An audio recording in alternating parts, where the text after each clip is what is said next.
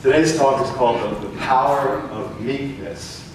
In the Bible it says, "Blessed are the meek, for they shall inherit the earth." And I can't think of anybody who exemplifies the power of meekness than this man right here. His Holiness, the Dalai Lama. Yes? An example of meekness and the power of an inner strength that is in this world but not diluted by what goes on in this world. He's awakened to the power of meekness, the power of meekness. And of course, like everything else, what it means is completely different from most people's interpretation. Meekness is not weakness. It is strength that comes from a place deep within the well of our own being. From our lesson summation, which we don't need now, we'll do at the end. It came out this way. The word earth in the Bible means manifestation. Your earth is the outer manifestation of your inner state of consciousness. To inherit the earth means to have dominion or awareness, not to dominate, but have awareness of your own inner state of mind. Being aware of what's going on inside. Meekness is a combination of surrender, faith in God, and the realization that the will of God for us is always joyous, interesting, vital, challenging, and sometimes really difficult as well. I added those things. In this state of consciousness of meekness, we allow the will of God to come into our lives in whatever way divine wisdom considers best, rather than some particular way I have chosen for its manifestation. Yeah, right? How it's supposed to be. Not how it's supposed to be, but how it is. So when I thought about what my talk would be about on my return, the morning before leaving to go to Brighton-Bush, we would just have this retreat with about 82 other people up in the Detroit River with 106-degree mineral waters and beautiful energies breathing in the energy of that wonderful place and the body relaxing, and about 80 of us have been going there for some 30 years and got a whole bunch of new people to come. But basically we come and we have a reunion of awakening. And I was getting ready to go on that trip, and you know, right before you get ready to go on a trip, God sort of gives you what the lesson plan is going to be for the thing you're going to most need to learn when you're on this trip. So I was thinking about, blessed are the meek, for they shall inherit the earth. And when I woke up in the morning, I got this brilliant thought about what that might mean. It means, blessed are those who can bow down at the feet of the beloved in whatever form she appears in. Blessed are you when you can bow down at the feet of the beloved in whatever way she appears in your life. And that includes the things you like and the things you don't like. You don't meet it with resistance and a fight, conquer and be conquered. You bow to it and go, well, I wonder what I'm going to get to learn from this. And you bow down before it. And it makes all the difference in the world. It's almost like you're showing your crown chocolate to the experience rather than meeting it with a fight. You meet it with your life. And you show up for it. Something amazing happens when you do that. So I knew that that would probably be my lesson when I got to Brighton-Bush. The way in which we deal with things internally is more important than what either does or doesn't happen externally. The Dalai Lama manifests that perfectly. He has all the reason in the world not to be at peace, not to be joyous, not to be happy. And what I'm told is he's one of the most happiest people on the planet because he doesn't let the outer world be the force that decides how he will be internally. He bows and meets everything with a sense of presence. And in that, everything that's good about us, that's loving and kind and joyous, can move through him, move through us. So it's Brighton-Bush 2012. Whew. And here we all are. And we're here because we want to relax. I'm on, we have 80 people, they all know us, and when you're present or a presentor, we call ourselves presentors, to be present with people, you know, you're on, you have a certain energy, but there's also the tubs and the soaking and just relaxing time. So we get there, and right out of the get-go, a couple of things happen that aren't to our liking. A couple of people show up who are in a mental agitated state. That means that we have to deal with them right away. They're in this state of consciousness, and I'm going, I just want to get a break. I don't want to deal with this, please. You know how that situation shows up in your life? I don't want to deal with this now. I don't want this in my life now. But it's there. It's in our lives. It showed up, and we had to deal with it. So all of us as presentors had to present ourselves to a situation that was not to our liking. Anybody relate to that? Situations and challenges that are not to your liking. And so we had choice of what to do. I could resist it and be angry about it, or I could just bow to it and go, I'll learn whatever it is this moment has to teach. I will bow before the feet of the beloved in this particular form. I'm willing to do that. And everything changes in that moment. Everything rearranges in that moment. A kind of energy rushes forth through us that allows us to meet and greet whatever situation is happening on our own terms, because we're not addicted to what it needs to look like outwardly. We know the work is how we meet it and greet it inwardly. That's why we can smile and go, I wonder what I'll get to learn from this one. Yes? Again, here it is again. And it's a repeat performance here. It keeps coming over and over and over again. The beloved gives you so many opportunities to bow down and touch the feet of the experience you're having with the person in front of you. Not the one you'd like to have, but the one you're having. Hello. Here we are at this juncture again, and you keep coming back to it over and over and over again. That's why we're all here, to do that. Over and over and over again, to keep meeting it with a meekness, an openness, a surrendered state of mind, that trust that I of myself know nothing. There's a bigger picture unfolding in each moment that I don't have accurate information about. I don't need to know about the details. I only need to know about what my part is. And that's to surrender to it and bow before it and be grateful for whatever it is you need to learn from this experience. So the second day, I woke up from a very bad night's sleep, churning about everything that had happened the day before, what was going on. And I woke up and I was just in one of those no-sleep places. And I was on that day for doing some presenting. I didn't feel present at all. And so we went up at 5 o'clock in the morning to the hot tub out in the meadow pools with the Detroit River flowing through. I can't tell you how beautiful it is. And the weather was perfect in the Northwest, which sometimes it isn't. It was just, beautiful. And I'm there and I'm in the hot tub with a quiet tub with myself and Maureen and Carl. It's 5 o'clock, nobody's there. And I'm feeling tired and disconnected. And Maureen and Carl are feeling terrific. Don't you hate that? Don't you hate it? They slept for 12 hours. They were just so brisk and happy and filled with life, and I'm like, ooh, yeah. And Maureen goes, let's meditate. So it's like, okay, we'll meditate. Well, we want to do a special meditation. I don't want to do a special meditation. So she goes, let's all hold hands together like we're going to do this afternoon and do the thumbs this way thing so energy can move between us. And I said, all right. So I'm sitting there, you know, in resistance, and I take a deep breath and I begin to relax. And I get this vision that in the triangle, that we are spirit, soul, and body. Spirit, soul, and body. Spirit, soul, and body. And that at any one moment, someone else can be in a role for us that we might not feel fully engaged with. At that moment, I was in my body and I was tired and agitated. But they were feeling great. So Carl was spirit and Maureen was working on the soul force, the energy inside. The soul is the place where we have all the stored consciousness of everything we've learned from this embodiment. The Buddhists would say a gazillion other ones. It's all there. And some days feelings come up that we're not aware of what they are. So we get to look at them and work with them and be blessed by spirit to produce it forth in the manifested body of the world we live in. And I was sitting there just feeling a sense of their connection to something I didn't feel at that moment very connected to. And they helped me awaken quicker and sooner. And within 5 minutes, I felt completely refreshed, renewed, and restored. And then I got this vision. We have to have visions, you know. I've got to come up with new ways of saying this every week. It was like a pyramid. It was like the energy of our sitting together. This triangle was met up at top and joined like a pyramid. All of a sudden, there was energy washing over us. Yes. Wow. Just felt it. And what I couldn't for myself own in that moment, by being with my brothers and sisters, they helped me do that.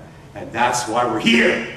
You come in here with your body issues. I know it. You've got emotional stuff going on. And the spiritual energy is always here too. But we need to hold each other's hands sometimes when we're weak, when we don't feel strong, when we're not having a powerful day, when the body's taken over, when the emotional nature's all stirred up. And for a few moments, 2 or more gathered together, we stop, we calm, we breathe, and we leave here just a little bit better than how we came in. because we're helping each other remember collectively. That's why we need the community right here in this room to do that, to keep remembering that, to be connected to that together. And so when I had my sharing that morning, it was filled with much more energy than I of myself could have come up with, because I felt awakened by the presence of others who were helping me, because the Spirit always says yes. And how the Spirit shows up a lot is in the hand you're holding, the person you walk in with, that one who's your family member. That's how we help each other do that.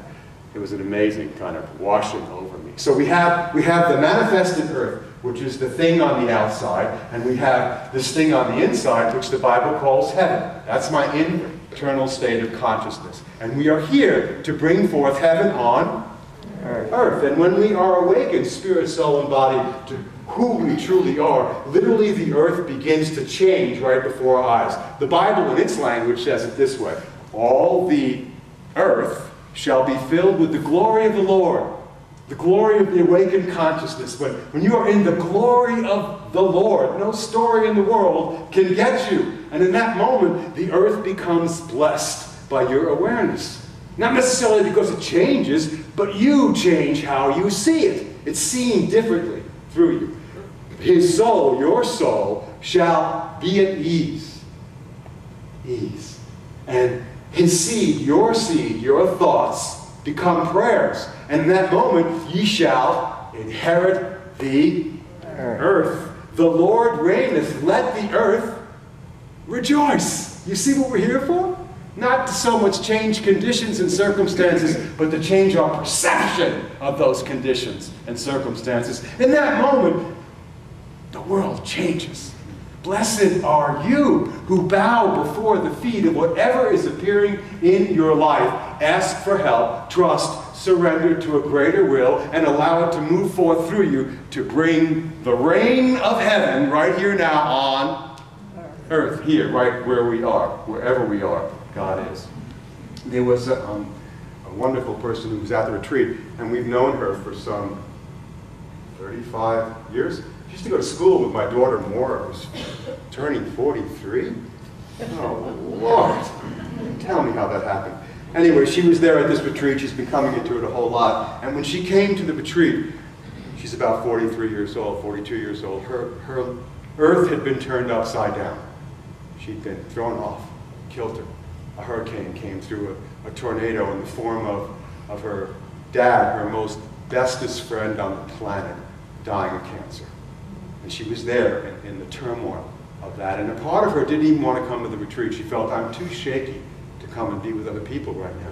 And yet the very thing that she didn't want to do was the very thing that Spirit said you must go do. You need to come and bring yourself fully to this moment, to bow to it, be present for those who will be present with you. And she came, and she was literally physically, her earth was shaking, her body was shaking.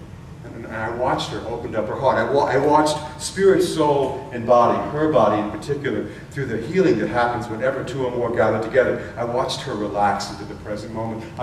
We watched her heart open. We watched her cry tears of the memories of all the years that she spent with her beloved Father. I watched her literally change. I watched the earth come back under her feet again as she was able to stand after 4 days firm in the foundation that we are more than what we appear to be. And at the end of the retreat, a real miracle happened. We were sitting at a table having a meal, and she said, I want to show you the memorial service for my dad, this great service that, because we knew him, we knew many of the people from that community who were part of that. I'd like to show it to you. And I was sitting there holding her hand, and Maureen was holding my hand, and we were all connected, three of us, spirit, soul, and body. And we watched this incredible slideshow that she'd put together with music. And actually, he had put his own memorial service together. Now that is cool. I want to do that for myself.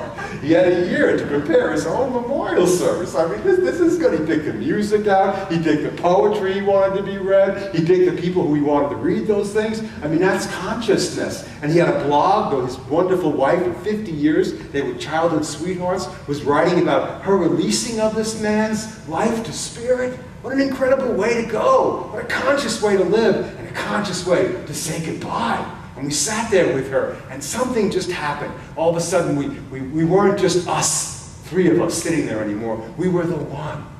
We were the presence. the divine joy and the angle of God moved forth through every atom and cell of our being. And we were uplifted to the awareness that nothing can be threatened that's real. We are spiritual beings.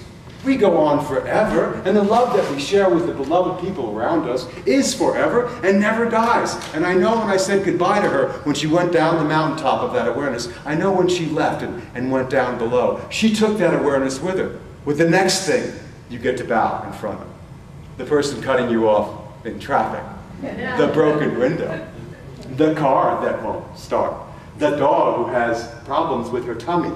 Whatever it is you face, you get to bow to it again. In the big and small ways, you get to do it over and over and over again. This meekness is not weakness. It is the strength to face whatever is going on in your life, knowing you are not alone. God goes with you. Spirit makes the crooked places straight. You are magnificent and powerful beyond measure. It requires our participating in that. So it wasn't over yet. We say goodbye to everybody. We go down the mountaintop, and we're sitting around on Monday at someone's house, and we get a phone call from Carl Anthony, the singer. And that particular Monday night, he was doing a concert in Salem. A whole bunch of people from Brighton wishing with the retreat go there. And the presenters after it were sitting at Applebee's, just having a meal, eating some food, talking about how crazy the retreat was and how much stuff happened, and yet how, because of those very things that seemed to be the worst situations in the beginning, turned out to make it the best retreat in the end, because we met them and greeted them with a sense of the beloved's presence in this too, which shall and always does pass away. So they're talking about that, and one of the presenters, all of a sudden, falls off her chair and falls flat out on the ground and passes out. Just like that. And they can't revive her. Wow. And they're sitting there going, wake up, wake up, wake up. And for 2 minutes, there's nothing coming out of this body.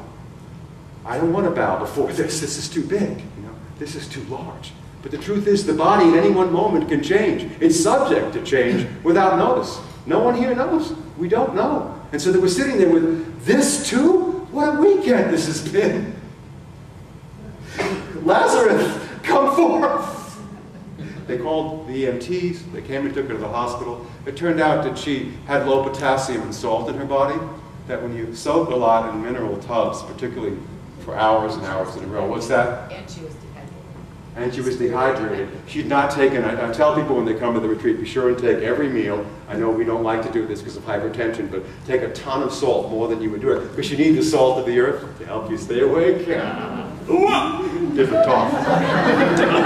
We'll get to that next week. And so she was revived. She came back. She was back from the dead. And we all got another example of the impermanence of the moment. Things keep changing, subject to change without notice. And whatever you're called upon to bow to on this precious day will be your gift to the world. Because the truth is, we're not bodies. At any one point, we could be gone. I know we'd like to live forever as Richard, but I don't want to, truthfully. And we are spirit. That's what we are. So let's just take a moment to absorb some of the things we talked about. Maybe we'll see if the lesson summation comes on. And I'll scream at you a few more times, and we'll close in prayer. The power of meekness. Blessed are the meek. Yeah? For they shall inherit the earth. That word earth in the Bible, it means manifestation. Your earth is the outer manifestation of your inner state of consciousness. To inherit the earth means to bring dominion, not dominate, but bring awareness to your own inner state of consciousness. Don't waste power trying to figure out how this got here. How did I attract this? How did I make this happen? I'm supposed to be more spiritual. Why am I lying on the floor? Why did she leave me? Why did I lose my... That stuff doesn't do anything but waste your energy. It doesn't matter. Something greater than you is at work here. And it loves you. It cares for you. I want you to awaken to who you are. So meekness, when you greet and meet things with a sense of meekness, becomes a combination of surrender, faith in God, and the realization that the will of God for us is always joyous, always interesting and vital and challenging and sometimes difficult. In this state of consciousness, we allow today the will of God to come in whatever way divine wisdom considers it to be best, rather than in some particular way that I have chosen for it myself. Let's close our eyes just for a few moments and take a look at what we might be challenged with right now. What difficult situation might you be facing? It's another form of the beloved that you can bow before and bring your full present awareness to the situation right here now in your hands. So today, or at least for this moment, I bow before this form of the beloved. I cease to struggle and fight with this. I realize and release my own sense of limitation, or even thinking I know what I want, and that keeps changing. This morning, at least for this moment, I recognize the loving power of the Holy Spirit, and I accept that power as my one goal, my only priority. I open my heart this morning to the divine presence.